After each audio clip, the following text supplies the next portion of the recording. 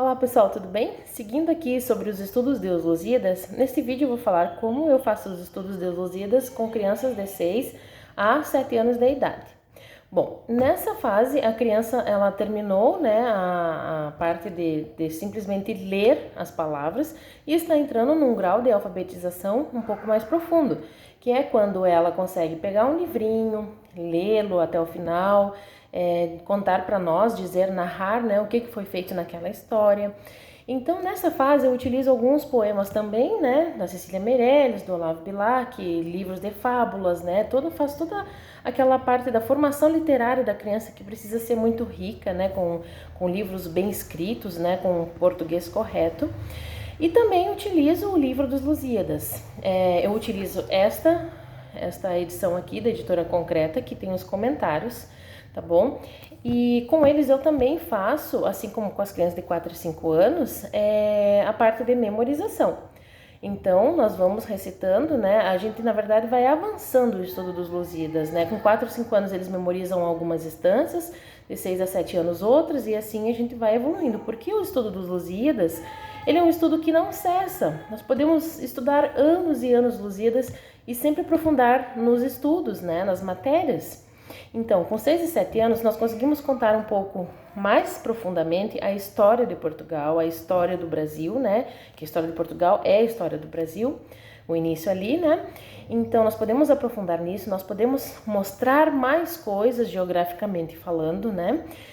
Ir mais a fundo nos mitos gregos, né? Que fazem parte da nossa cultura ocidental, eles são a origem, né? E aí nós podemos entrar até um pouco num ponto mais filosófico com as crianças, né? Mostrando que as potencialidades dos mitos, na verdade, são as potencialidades de Deus, né? Que aqueles deuses todos são potencialidades de um só Deus, né? Porque para não fazer aquela confusão, né? Quem acredita em um só Deus, mas então por que estamos estudando os vários deuses? Isso não vai deixar a criança pagã? Então não é nada disso. Nós precisamos entender as nossas origens, né? Por isso nós estudamos também os mitos, né?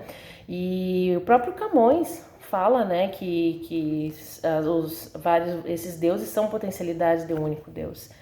Aqui a gente consegue também falar para as crianças quem foi Camões, qual é a biografia dos Camões. Para isso a gente consegue fazer uma pesquisa, né, um pouco rápida na internet, fazer um texto, resumir, estudar e passar para eles, né? Quem foi Camões, falar um pouco sobre os heróis, né, que aparecem no poema. Enfim, com relação ao estudo da língua portuguesa, bom, eles já nessa fase já sabem escrever, né? Então nós podemos fazer ditados com eles, analisando mais a parte da ortografia mesmo, tá? Então pegar palavras que fogem do nosso contexto atual, né? A gente não usa, não é mais usual. Porém, as crianças, quando começam a ter contato com essas palavras, elas começam a colocar no vocabulário. É incrível de ver isso, né? As crianças utilizando um vocabulário erudito, digamos assim, né? Clássico, e que outras pessoas não estão acostumadas, mas esse deveria ser o nosso normal, né? E não essa linguagem tão chula que nós usamos todos os dias.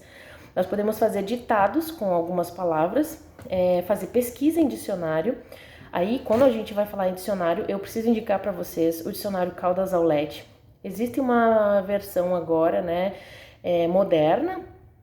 Porém, se vocês conseguirem adquirir em um sebo a edição, que são 5 volumes do Caldas Aulete, é maravilhosa, porque tem ilustrações, né? Existem muitos verbetes ali que hoje não estão mais em uso, então às vezes palavras muito antigas que a gente não encontra em lugar nenhum, lá tem tudo, tá? É difícil comprar na estante virtual, às vezes até aparece alguma coisa, porque o frete fica caríssimo, né? Porque são volumes enormes e pesadíssimos, então às vezes no sebo de sua cidade geralmente aparece um ou outro, sabe? É uma raridade, mas quem tem para estudo é muito bom. Eu não consegui, por enquanto, então estou usando a versão nova do dicionário Caldas Aulete. Eu não indico o mini dicionário porque realmente faltam muitas palavras ali, tá? Então isso para a gente estudar vocabulário, explicando para as crianças, né, o que são essas palavras e como escrevê-las corretamente. Tá bom? Então a parte de ortografia, ela é uma parte que a gente pega bastante nessa de 6 a 7 anos, né? Por quê? Por exemplo, o meu filho mais velho, ele frequentou a escola, né? E a gente tirou ele da escola já com 8 anos. Então, essa parte da ortografia a gente percebeu que mesmo acompanhando em casa ficou bastante deficiente, porque as coisas vão sendo deixadas, né?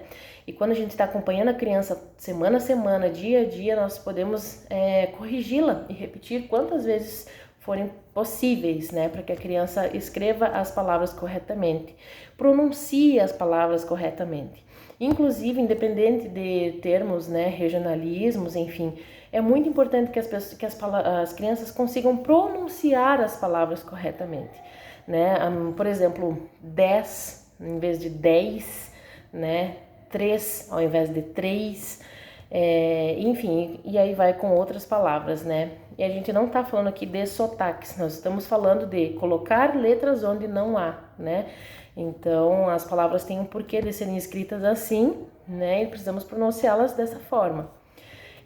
Com 7 anos, quando a criança já está ali avançando um pouco mais na gramática, podemos fazer também o estudo da morfologia, que é apresentar algumas classes gramaticais.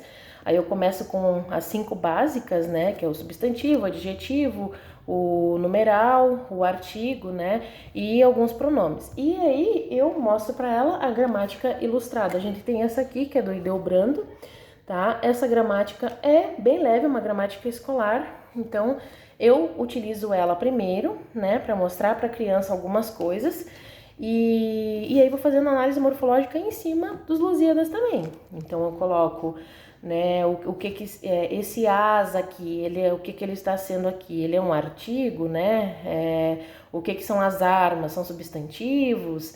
Então a gente vai analisando verso a verso, fazendo a análise morfológica, tá bom?